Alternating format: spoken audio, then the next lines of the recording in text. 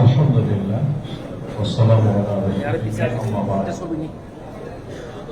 বাংলাদেশ জামাত ইসলামী কক্সবাজার জেলা কর্তৃক আয়োজিত জেলার সম্মানিত রাজনীতিবিদ এবং বিশিষ্ট ব্যক্তিবর্গের সম্মানে আজকের এই ইফতার মাহফিলের জনাব সভাপতি, কক্সবাজার জেলা জামাতের সম্মানিত অধ্যক্ষ মৌলানা নূর আহমদ আনোয়ারি,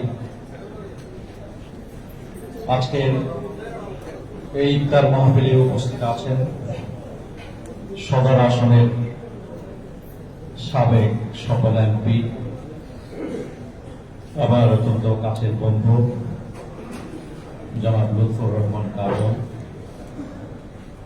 এই এলাকার বরণ্য রাজনীতিবিদ, বিএনপি কক্সবাজার জেলার সংগ্রামী সভাপতি জনাব শাহজাহান চৌধুরী সহ রাজনৈতিক দলের সম্মানিত নেতৃবৃন্দ, সম্মানিত ওলামা ইকরাম, প্রিয় সাংবাদিক বন্ধুরা, কক্সবাজার জেলার বরেণ্য ব্যক্তিবর্গ, আসসালামু আলাইকুম ওয়া রাহমাতুল্লাহি ওয়া বারাকাতুহু।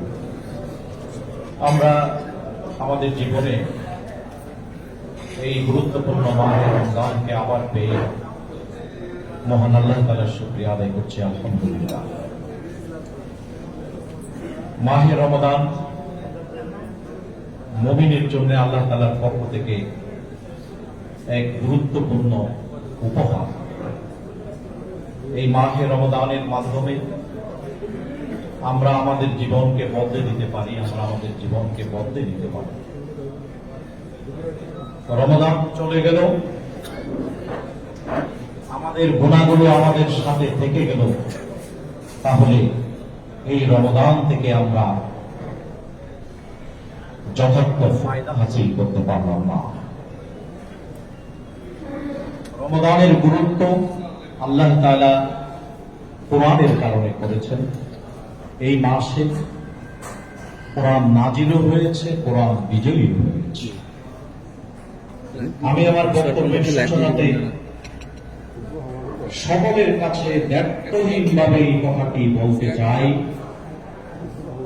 কোরআনের সাথে সম্পর্ক ছাড়া যে যাই করেন না কেন,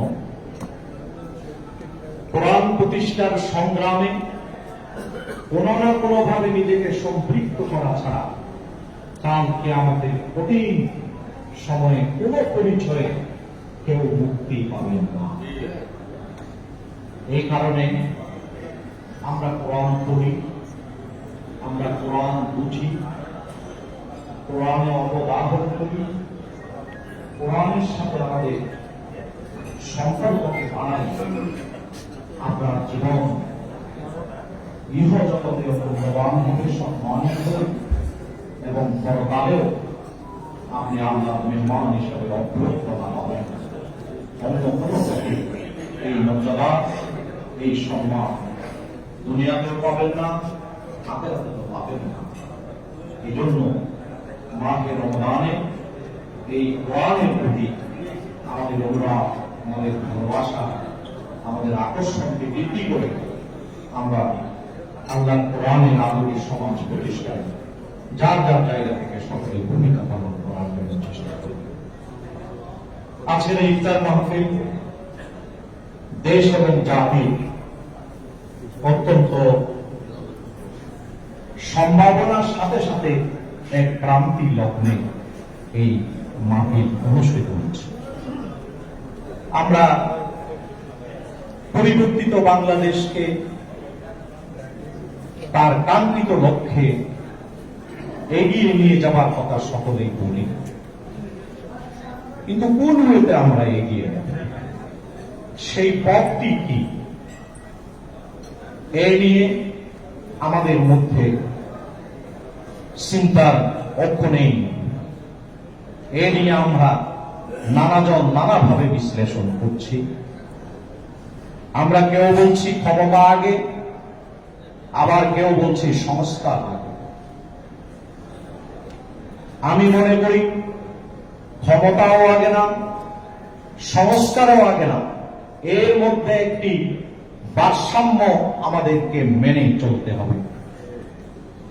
যেই ফেসিবাদ থেকে দেশকে মুক্ত করবার জন্য বিশেষ করে আমাদের নতুন প্রজন্ম, যেই প্রজন্ম আগ্নেয়গিরির মতো যে কোনো অন্যায়ের বিরুদ্ধে ফুঁসে ওঠে, যেই প্রজন্ম না হলে আমরা ক্ষমতার স্বপ্নও দেখতে পারতাম না, সরকার গঠন করার স্বপ্নও দেখতে পারতাম না, আমাদের কারা জীবনেরও অবসান ঘটাতে পারতাম না। তারা ঐতিহাসিক ভূমিকা পালন করে গোটা জাতিকে ঐক্যবদ্ধ করে ফেসিবাদ থেকে এই দেশটাকে মুক্ত করেছে।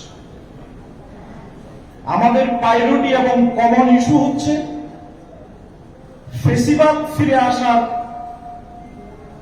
যেই সকল পথ রয়েছে, এই সকল পথকে